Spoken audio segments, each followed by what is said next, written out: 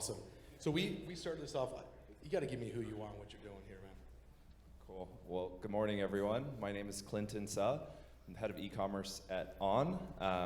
And what that really consists of is a pretty broad spectrum of functions. So we have digital marketing, CRM, merchandising, digital product, and go-to-market. So quite an expansive way of which we define e-commerce. So happy to really share some of those nuances and how kind of consolidating these functions really helps to gain some efficiencies on the back end. Well, you hear hypergrowth and like this direction that you were telling me, like it can kind of go in all different ways. Hypergrowth for a lot of the space of the brands that we're working with in the 5 to 10 to 20 million. You're kind of playing on a different level right now because you shared a stat with me back between Nike and On growth. What was that stat again? I may butcher this, so if this is recorded, please adjust this. But from my understanding, post-IPO, Nike took about 8 years to achieve $1 billion in sales. On has listed on the capital markets, I want to say 2 years ago, and so we've hit $1 billion in sales over the past 18 months. So Jesus. It's been a very interesting journey, also considering we are a Swiss heritage brand that has come into the US, and we've been around for about 13 years. So I think we can get into this a little bit further, but just around some of the challenges around brand awareness and kind of market recognition has been really one of the core focuses for us. How many have seen this brand and logo, know what it is? How many is this the first, wow. I did actually, that ruined the joke because I was gonna say like, well, cool, I get announced and now everybody knows. But this started out with like, the core product is really, really good, and then now we're building culture around it. Do you think that's what you guys are kind of optimizing for, the incredible product? Yeah, I'm also a bit surprised to see the awareness here. I think On has done a tremendous job of product, just product marketing overall. I think there's a lot of awareness of our brand, the logo, and particularly the footwear. And so for us, it's really just around building upon that. I think we think about the stage of growth in a few ways. First, we understand our strengths. So that's within footwear and really driving product-based decisions through innovation in product. I think that next foray, as you mentioned, if you compare ourselves to like the Nikes of the world, is really around kind of culture champions. And so for us, we understand what our strengths are, which is doubling down in footwear. We're taking that the next level in terms of product, in terms of a head-to-toe look. So for this year and next, the really big focus for us is to become a full head-to-toe sportswear brand. I think it's really interesting that we are in a bit of a reverse dilemma when it comes to head-to-toe. So I'll use Lululemon as an example. I think a lot of strength in apparel, and then now venturing into footwear. And then for us, it's quite the opposite, strength in footwear, venturing up into apparel. So there's just a lot of learnings to be had, but we also understand when it comes to hypergrowth and durable growth, it's to really play into your strengths first, and then expand into new verticals instead of spreading yourselves too thin and assuming that the same business model can be replicated across different categories. I think it's interesting, it not necessarily hypergrowth, but you said durable growth on this, because when things grow, things break, especially with the growth you guys are having year over year. On the team standpoint, is it digital leads retail marketing or positioning or activations, or is it retail leads digital? Yeah, just a reflection. I feel like we're saying grow a lot, and I don't know if that's intended or not, but hey, that's great marketing here in the conference. But yeah, I think when it comes to durable growth, first and foremost, really playing on understanding our strengths. So what that means for us is we are proficient in running, tennis, outdoor, and really understanding, like those are the verticals we need to grow in. I think lifestyle adoption has been one of kind of the headwinds that we have for us, and so for us to be very intentional and be true to the authentic nature of the brand, I think you have a few examples of a few brands that have gone viral, and so we're really self-aware that the trend perhaps may be short-lived, and so how are we establishing authentic connection within the community to really establish ourselves not just as kind of a fad, but really then being able to be truly champions within the space. So that's what we mean by durable growth, and for us, the opportunities are endless, the collaborations and the opportunities to really grow in areas that are not authentic to the brand. So that's number one. I think as you talk about digital versus own brick and mortar, I think our unique value proposition was a few things. So at the time for which we really entered the US market, you had a few headwinds. So Nike pulling out of traditional wholesale doors, You had the height of the pandemic really focusing consumers on digital. And so really understanding those nuances was our first entry to market was to really partner with very premium wholesale doors and then really establish a capital light way to enter the market. Then really focusing on digital and understanding that consumers are more and more looking for us online. How do we achieve scale and understanding we're a fairly nascent brand? Yeah. And then this year is really around what we call our retail acceleration plan. So understanding that investments into own brick and mortar are quite expensive. This is our third wave of understanding we have the foundation set within strategic partner relationships. We have our digital infrastructure and that kind of engine humming. And then now we're really completing the trifecta with own brick and mortar. So you're overseeing e-com. What does the team structure look like before I start talking about like hyper growth on any specific channel? Sure.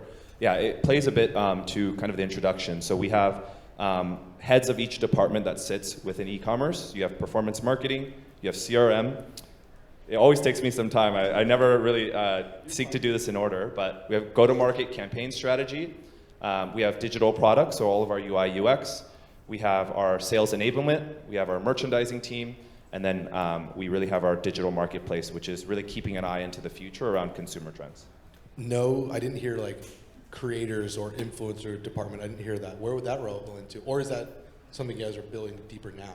Yeah, I think that's a really interesting one because marketing, I feel like, is a pretty expansive function. So here at On, marketing sits outside of e-commerce from a brand marketing standpoint. Okay. But from a digital and performance marketing standpoint, sits within e-commerce, understanding that at the core of it, it is performance driven. And so for us, we have a bit of a shared responsibility there where we have at the top of our kind of investment pool, you have our influencers that sit under brand marketing. At really the more grassroots function within regional marketing teams, we have our ambassadors. So these are brand fanatics that really want to stay engaged with the brand and giving them opportunities to engage, whether it's through events and different ways for us to partner in local grassroots communities.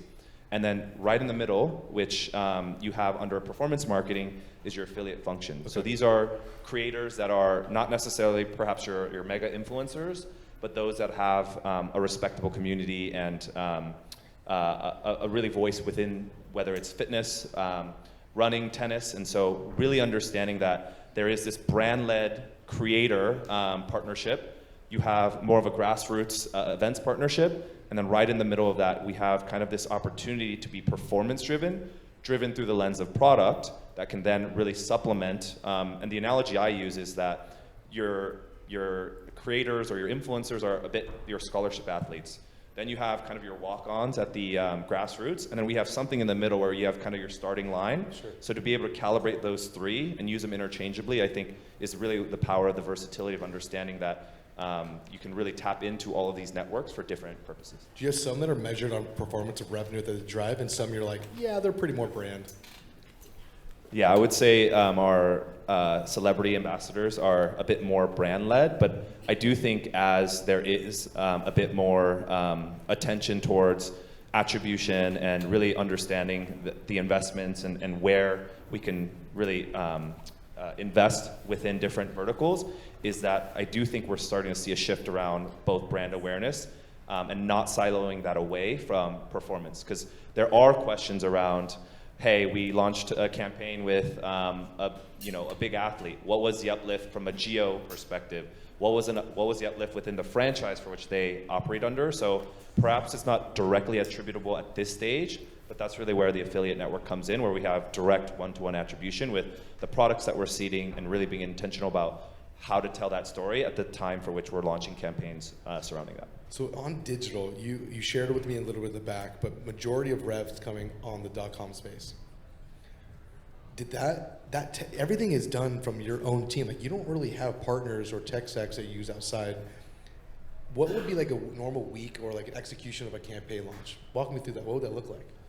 Yeah, so great question. On is very much a brand-driven organization in the sense that we do everything in-house. So we have marketing managers that oversee each channel, namely video and display, paid social, and search and shopping. And so they really own their sub-function within performance marketing. It's good, yeah. Yeah, and then we have one dedicated individual that's focused on growth.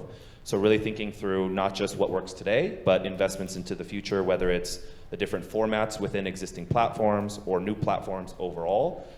It's really making sure that we have a pulse across the full spectrum. I think when it comes to how campaigns are run, the way On really sees the three verticals are, you have your global campaigns for which there needs to be a common voice. We are a global brand, so how do we regionally adapt with very minor, perhaps, copy changes? So we need to show up in a consistent way that is recognized no matter where you are. Is that a literal deck? You're like, these are the words we say, these are the words we don't. Do you have something that lives like this? Yeah, as buttoned as we aspire for that to be, I think creative and copy can get fairly art-based, and so we do have brand guidelines, but I would argue that at some stage, something is a bit personalized. That's some shit a brand guy would say. You know, what I will say is there's a reason why there's a regional team, yeah, and so as we think about translations and voice of consumer, there is a bit more openness to be very market-driven, but there are some core tenets around we don't promote discounts or like at all, like the.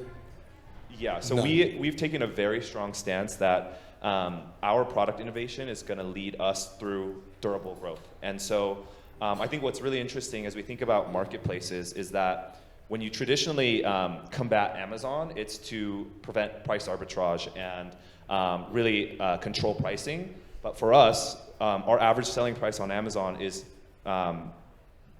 I don't know the exact statistic, but our base Cloud 5 product, our most pinnacle product or famous product is not the black one right there. Yeah. So we sell that on our website and for 100 and between 140 and 160, and then on Amazon it's selling for 229. And so to us, we understand at this stage that the brand demand is at an all-time high. So how are we then really ensuring that we are controlling distribution, meaning partnering with third-party vendors to delist unauthorized third-party sales, really making sure that we're being intentional about what partner doors to enter.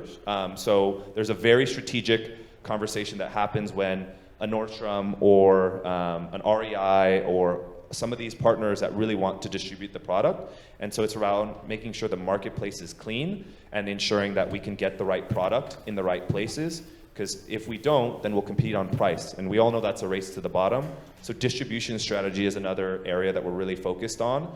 And that's the power, I think, of connecting the D2C team and the wholesale team to understand if we're going to distribute our most pinnacle product to a premier door, how are we delineating? Is that going to be color? Is that going to be an exclusive product? Are we going to launch something earlier? Because the more we train the consumer to go in unowned environments, the less control you have, and ultimately it will then create a behavior for which there's not a reason to go to brand.com. So as it pertains to distribution, we're being very intentional about what products are shown where, because that, to me, just based on past experiences, will really create that long-term staying power with branded sales. That's so good. I appreciate that, because you think about a lot of these other brands are getting towards shoes and you're going up away from that. That product velocity of shorts, product velocity of shirts, that's going to change a lot of what the digital kind of strategy is going to look like. Because how often are you guys releasing a different style or a different colorway on the .com? Yeah, that's actually a really, really great question, because kind of growing up in different brand environments, having been a part of Vans and Coach, which are a bit more established, there's a really big focus on kind of the core icons. So really ensuring that your portfolio is focused on your top 5 bestsellers or whatever that number looks like. And I think that notion is being challenged a bit around the desire for newness and innovation. But that comes at a cost in terms of the more SKUs that you assort, the more self-cannibalization is likely at hand. Likely your forecast accuracy is jeopardized. But unfortunately or fortunately, consumers want newness. And so for us to balance that equation, I don't have the perfect formula here, but I do think it's really important to acknowledge that your core assortment is going to be made of like 5 products or whatever that number is, the 80-20 rule, yeah? As we look at our sell-through, the black whites and the never outs, drives the lion's share of the product. So as you think about then, how do you think about durable growth? It's that at some stage, that needs to evolve, and consumers want the next trend or whatever that might look like. And that's really where we self-reflect around kind of where Nike or some of these other bigger players really need that focus on innovation. And so as I reflect, we need to really think about expanding both our product assortment, but also how we then transition the product strength into brand moments. So a bit of a very kind of broad topic to cover, and that's why you have expansive teams that need to work very closely together. This is one of my favorite things, especially for someone that knows it on a retail level and on e-com level, at the highest level. To be able to speak to this is really fun. So this has been a masterclass for me to actually listen to. In the community, because a lot of what you guys do, that you are specific, you are there. How does digital play into activations in real life? Have you done anything unique that you are like, we're pretty fucking good at this? Yeah, I love this quote that I tend to butcher quite often, but nothing viral never happened physically first. And so, the do we need to pause on that one? Nothing viral didn't happen physically first. There's a better way to say that, but really the idea is that I don't think that's a real thing. You can't record something digitally without it happening in real life. Is I guess the more I like simple. that one. Take that one. Yeah, exactly. I like that one. That was. We'll have to do a few takes of this, but I think that's the commitment to human connection. I think there is this belief that everything can happen behind a screen. That is not true. I mean, being out in the community, engaging with runners, engaging with the community is a really, really big focus for us. And so our vision is to achieve scalability, because there's only so many people that can fit in a room. And so how are you intertwining the idea of, I don't know, whether it's live streaming this event to signing up to be notified for future events. I think for us, it's really understanding what are the low-hanging fruit to achieve scale and amplify a feeling that otherwise wouldn't be shared through the lens of digital. So for us, it's committing to in-person activations, but amplifying through digital and really staying true to that. That's so sick, because I almost feel like the way that you guys can talk about the technology that's involved with the shoe, it could almost be Apple-esque of doing a large, here's the new shoe coming out. I don't know if you've seen this on social, and maybe you guys see this. Taco Bell did a product release for their upcoming product, kind of like they did for Apple. Has anybody seen this? This is like this convergence of forcing virality around a product, because the level of like, honestly, the tech that goes into the types of shoes. Do you guys lead with, here's how good our shoe is? Or do you lead with more, this is what it's for this type of specific person? Yeah, it's a really interesting point around how we go to market from a product marketing standpoint. Our innovation is really where the brand holds quite a bit of pride in terms of all the investments we're making within the technology. But I do feel that the success of the brand has really been seen through having the product within the consumer. And so really for us, it's how do we achieve mass market adoption through putting the product out there and let the product speak for itself. I think the other thing that we're very cognizant of is speak to the consumer. I think we throw out tons of technical terms like cloud helion foam and cloud tech and all these things that don't necessarily resonate. One of the feedback points I would say internally is like, speak to the consumer. The product is soft and your feet won't hurt.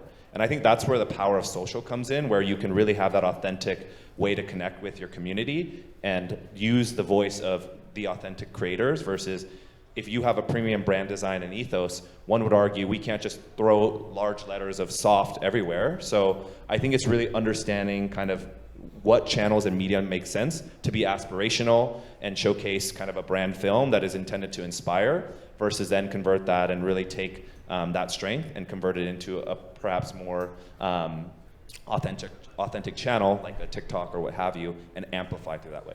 Are you having fun?